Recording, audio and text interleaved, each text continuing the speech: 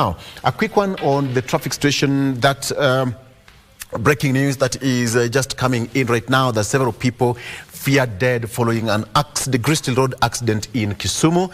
That is, you can take a look at that. Is also on the Star there. We have got graphic images.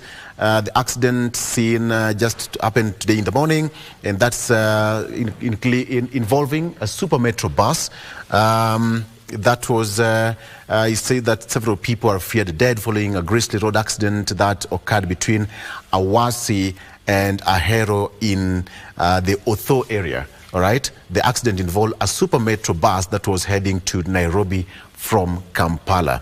It happened at around 2 a.m. So that is what's happening.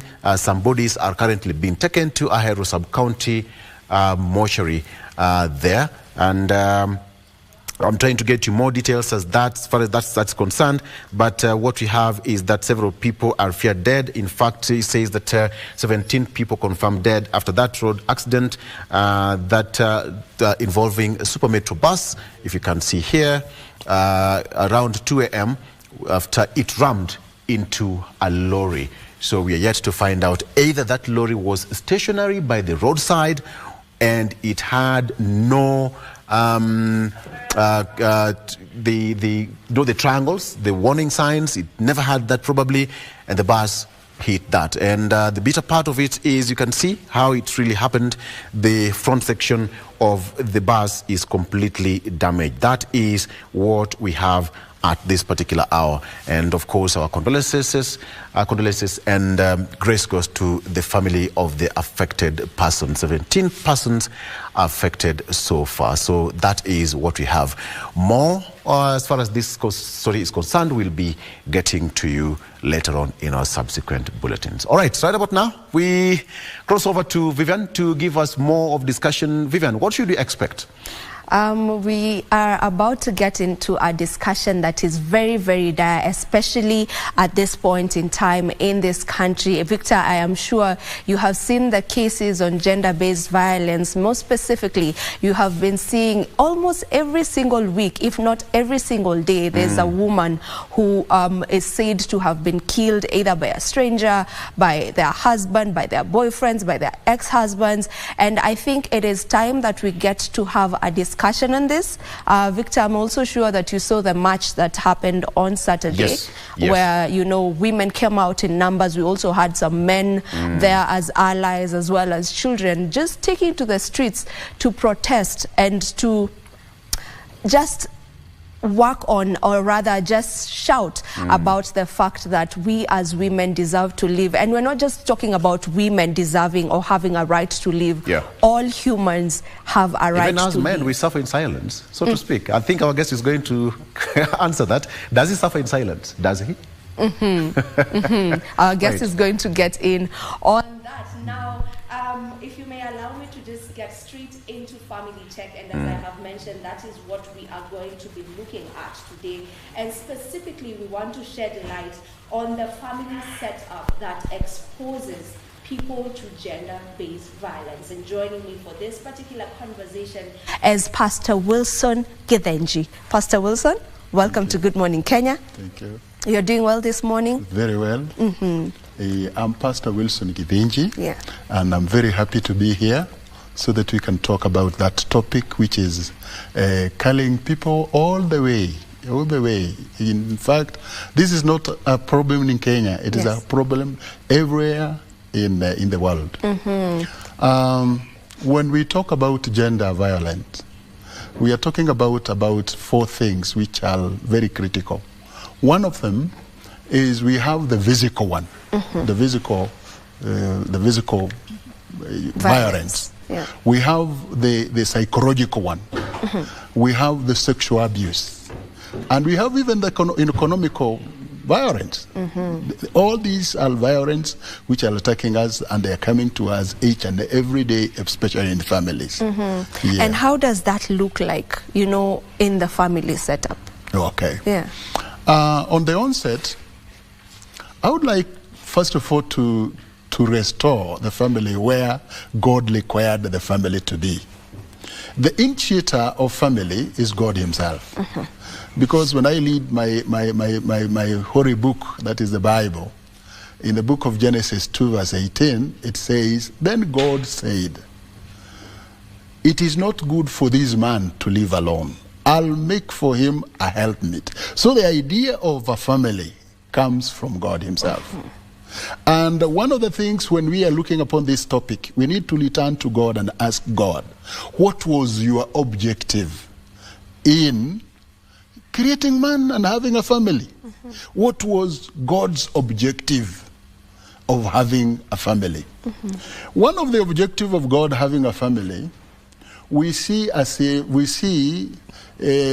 if people look upon a woman as an aftermath, is an afterthought of God.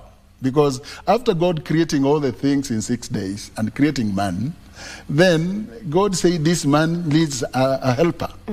And that's how the Bible says that after that man was created, a woman was created from man. But let me tell you, Vivian, woman was not an afterthought of God. Woman was in the thoughts of God from the start.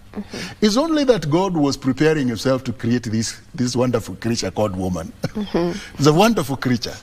Look upon a world without women. How would the world be? I wonder how that would look like. Yeah, there's no life. Yeah. There's no life if at all the woman is not there. Because she is the one who was given the role of creating other people. So people see as if a woman is an afterthought. But God is not. God did not create this woman afterthought.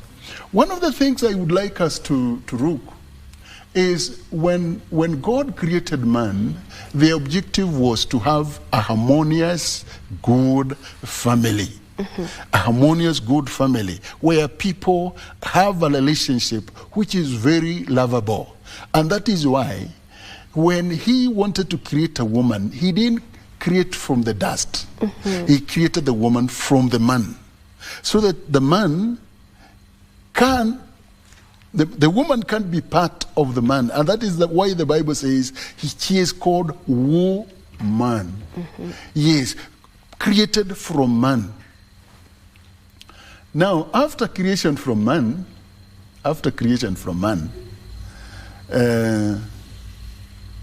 the man required to love. He was obliged to love the woman because it's coming from the body. And that's why one of the preachers called Paul says, do you have somebody who hates his body? No. You cherish, you care for your body. So when gender violence is coming from home, it is opposite of what God required it to be, because there is harmony that God created, that woman and man should be one. And this is why God said, two shall be one. So that when they are two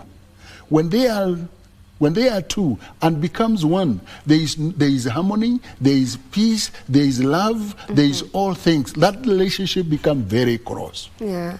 But what is then causing this gender-based violence that we're experiencing in the family setup? On the onset, I also want to look upon it from the religious part of it. You know, there's so many perspectives you can look upon it. But through the religious perspective of it, one of them is sin. Because after sin entered into the world, God had to curse man and also to curse the woman. And I remember when woman was being cast in the book of Genesis 3 verse 15, rather than bearing children in difficulty, the woman was told, your desires shall take you to this man, and man will rule you over you. So the rulership of man came as a result of sin. The rulership of man. And this is why God had to have a plan of returning man back to the original plan.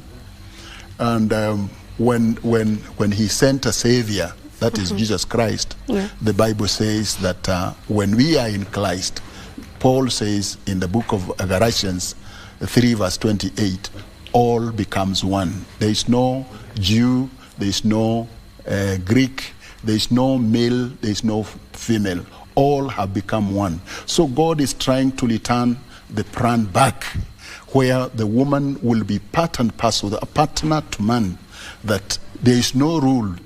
You are co-leaders, not a woman being ruled by a man. And that is the problem. The problem majorly is sin that has brought all these things. Now, how can we deal with it?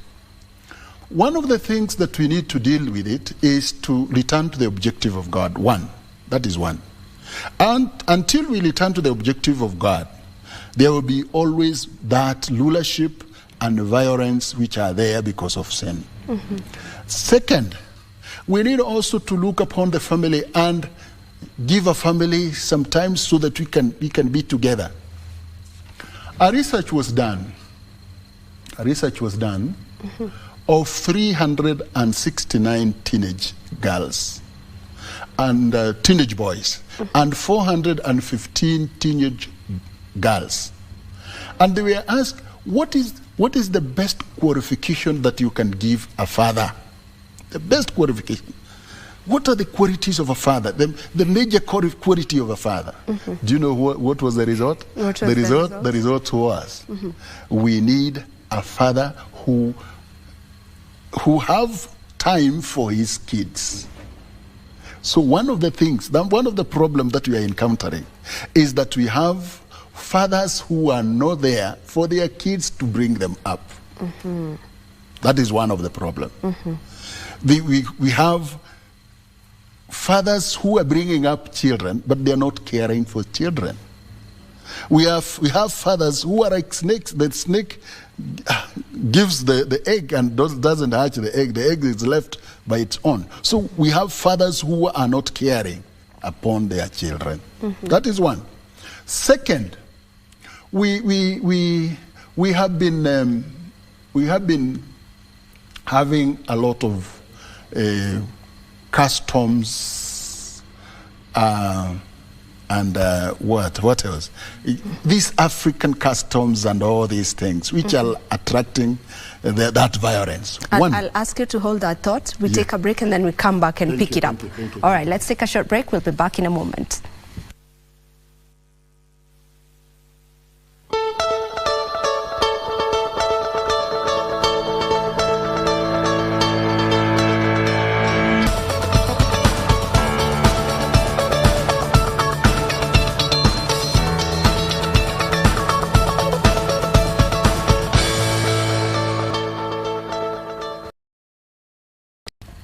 Thank you for staying with us. Before we took that short break, Pastor Wilson was just explaining to us some of the reasons why we are experiencing gender-based violence. You had talked about missing parents, you know, like the lack of fathers in a home.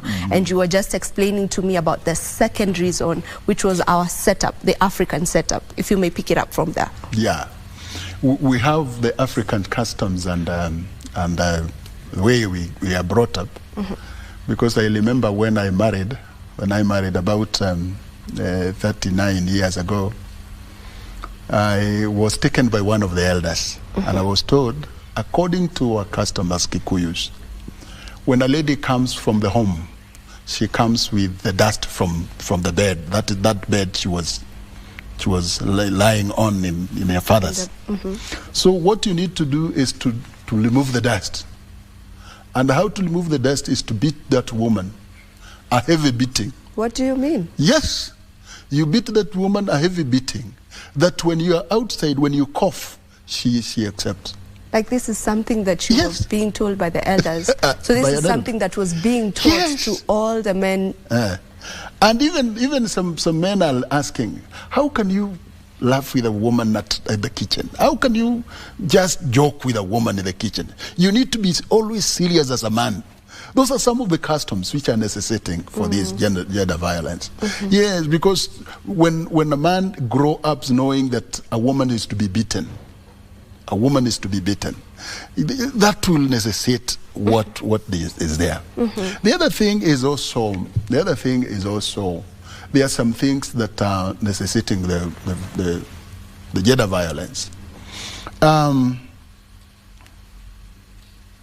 We have economic reasons.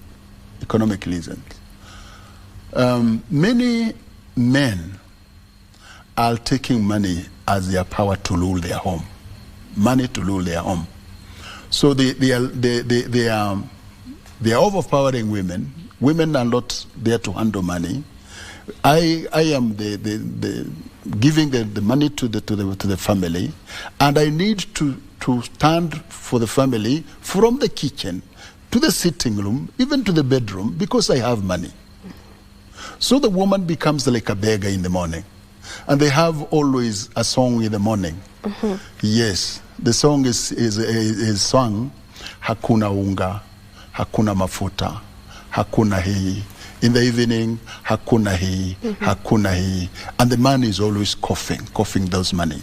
And sometimes very hard, asking why I bought the other day the fra, where has it gone? I was teaching once in Mombasa, and a lady said, Pastor, you have said very well. Why? My husband usually goes to work and places the hand on the flour, so that nobody will go to that flour until he comes from work. And if at all he doesn't find the sign of that hand, nobody will eat in that home. So you see, they are domineering. That domineering and lacking of mutual understanding when it comes to finance, it is causing. And because of that, you see that women are like to go other ways to seek for money. And when they go on other ways to seek for money, now when a man knows that probably there is somebody who is sponsoring the woman, there is always violence in the home. So we require to teach men how, when God has given us power to feed our family, that leaves us, you only a vessel, so that money can be brought to the family, and we have a budget with your wife and plan all the things of the family until you come to a mutual understanding of each other, and the family will be very harmonious, not taking money as a power to rule the family. And I really would love to pick up on that, because for everyone who's probably on social media must have seen, there was a video making rounds whereby there were some men who were justifying the reasons as to why women are being killed. And one of them had, I mean, the reason was it was just barbaric, you know. They were giving a reason as to why, you know, why is it that I can buy you pizza as a man and then I don't get something in return? Actually, that validates them being killed. Why is it that I can give you money and then I don't get anything in return? And they were just trying to justify and validate why these women are being killed. I mean, what can you say to someone who has that kind of thinking? I think that is a bit barbaric. Very, a bit barbaric, actually. Yes. Yeah. Because for one, we need to be harmonious, to be together. When I have money, as a Christian, and you lack some money, I need to give money. As a woman, we sit down and plan about money, not requiring me to hold the money and you seeking other avenues of getting the money. And that's why there is violence at home. So the best way is to make that God has seen it fit for me to get this wealth. And after getting it, it is there to be used both by the family and other needy people that requires them. Not to justify that the women are killed because they lack money and they need services and all these things. No. And how do we change that kind of mindset? Because that was just one person, or it was two. It was actually two guys. That is just two people, but they represent a whole group of men who think like them. Not every man, of course, but there's a group of men who think the very same way that these ones are thinking. So how do we change that? Now, there are two things that we need to do. One, we need to empower women. Mm-hmm. Most of the women are housewives. they need to study and learn so that they can get also their own money. So not to rely on men's money. 2. Second, there is a problem that we are encountering of ladies getting pregnant and not returning to school. So they become mothers while they are still young. And because they are still young, they don't have any avenue of getting money. So by so doing, even the government needs to open a way that little teenage girls to return to school and be educated. And after being educated, they get their own money so that they can.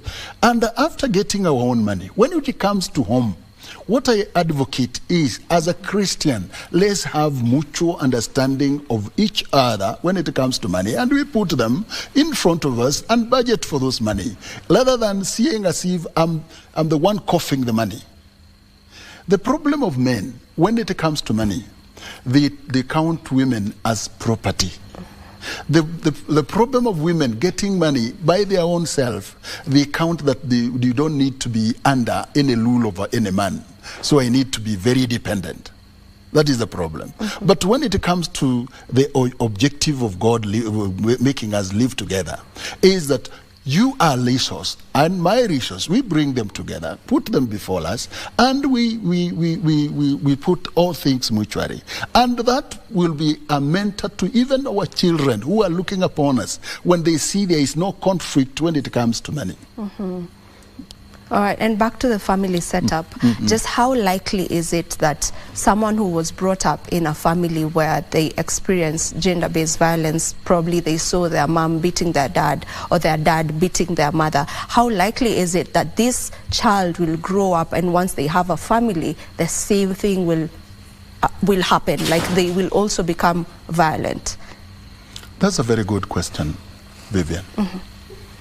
Because when we have parenting, I usually say there is no school to take the parents so that they can bring out children. And because sometimes we meet together and start a family and look upon the family as if it will be happily over each and every time. I would like to say that we have been bad models to our children. Bad models to our children. Why? Not only beating, but even psychological. We have differed with you as my wife. And instead of taking that to somewhere else we talk about it, we are talking before children. And the children become like referees, looking upon people. So when they see that, they will look upon to sympathize either with the dad or with the mother because of that one. So one of the things is I would like to say, as parents, let's not differ before children so that children cannot learn from us. That is one. Second, let's be models of children. And that is why my Bible says in the book of Proverbs 22 verse 6 says, train up a child in the way he should go, and he will never leave it even if he's old. What is the difference between teaching and training? When it comes to training, you become a model. Yes, children imitate you. But when it comes to teaching, you teach facts. That's why a teacher is taken to a teacher's training school. A doctor is taken to a training. A nurse is taken to a training so that they can be given those skills of doing it. As parents, we need also to have those skills that the children can learn from. And what they learn, they will always carry it away. So what you have said, if a person is brought up in a family where there is gender violence, that person will also do it because that is what he saw. And that is what tradition is teaching us.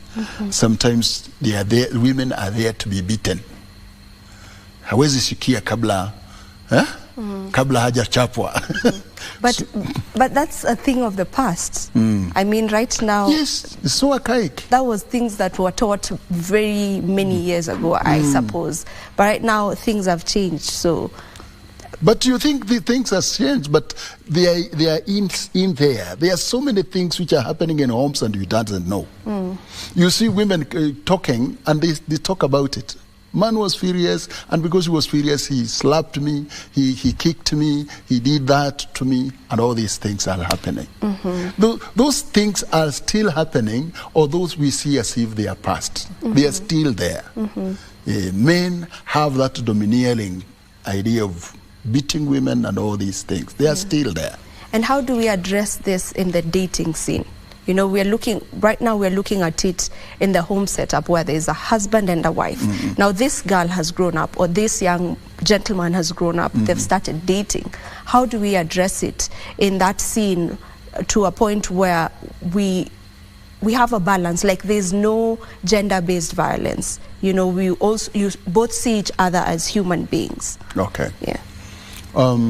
When it comes to dating, you know, they usually date so that they can have their marriage.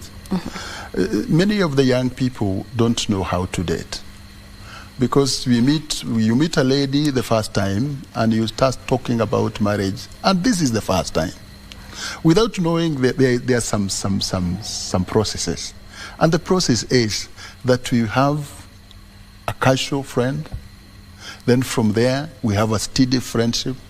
From steady friendship, we go to the next stage called courtship. From courtship, we go to what we call engagement. And that is where you can exonerate yourself and say, this is how I have been, before you go to marriage. Now, when they are dating, they usually respect each other, because each and everyone is putting a goggles of a very respectable lady, a very respectable man. But inside, there are some norms, there are some values that you have been brought up with, so that you can know. You will know by taking those processes, rather than first glance, first love, and we go to home and we stay without knowing that man. So we need also to educate our youth that let there be a process where you can learn somebody. And you can learn that person even from the background. How has the man or the lady been brought up? If at all she is brought up from a violent family, know that cell is predominant in that person. And one day you will see that person be violent because of that one. Yes.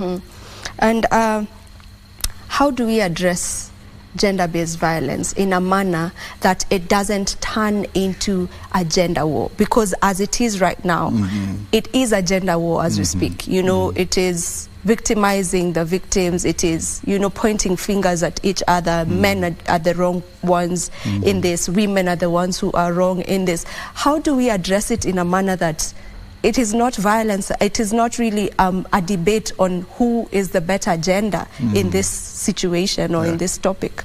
Okay, that's a very good question. Because when I look upon it, yes, it is both. Especially today, there are men who are harassed by their wives, and there are men who are beating their wives. Yes. Yes, it is both ways. Now, so that we can address it, it doesn't become women of a man and man of a women. One of the things is to know that as men, we are there to love. That is what my book says. As ladies, we are there to submit. When we submit and when we love, when we love as men, that submission always comes easily. But when we don't love, that submission is no longer there. That is no longer there. Now, as men, we need to know and to look upon women as valuable people who have been created by God. And if at all we value them, we shall not have that gender violence. That gender violence. We shall not, and when we recognize God, because God has given us some values we shall to follow, like the 10 Commandments. We have the sexual violence. That sexual violence, it doesn't mean the acts alone. It goes on even harassment, even talks, even all these things. They are there. So when man requires sex, it is to One of the things, God has given the conjugal right to a married man and a married lady. But today, we have so many people who are going outside their marriage to get those. And let me tell you, Vivian, and this is what I usually tell men. When a man goes outside, he feels that is a simple thing, and he is entitled to it. But when a lady goes outside marriage, it's very, very serious that even a man requires to divorce that woman. So if women were divorcing men because of going outside, so many men could have been divorced. But women are very, very, very, very what? Mm-hmm. They're very humble. Mm-hmm. They are very forgiving. That even men are going outside, and the ladies are persevering that. But men doesn't feel that way. So one of the things we need to do is that when we are together,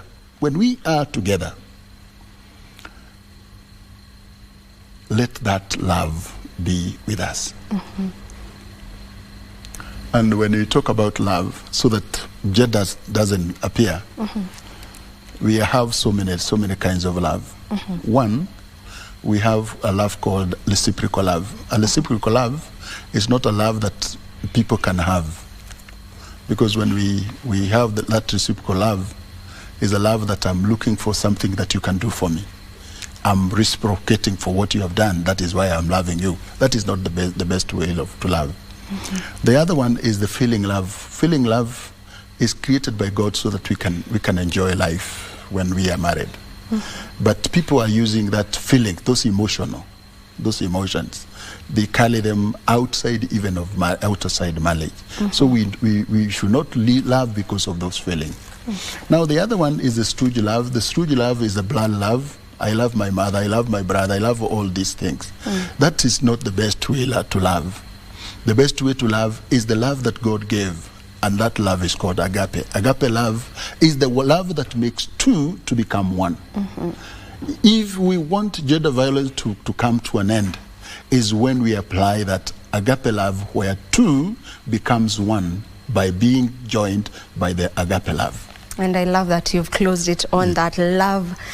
We should allow love to reign, and that is the agape love. Thank you so much, Pastor Wilson, for joining us for this discussion, and thank you for just shedding light on it. Now, we were having a discussion on gender-based violence, and more specifically, trying to find ways to curb it from the family level. And this is where we end Good Morning Kenya today. My name is Vivian Degwa. On behalf of the entire Good Morning Kenya team and crew, we want to wish you a lovely day. Do enjoy the rest of your viewing.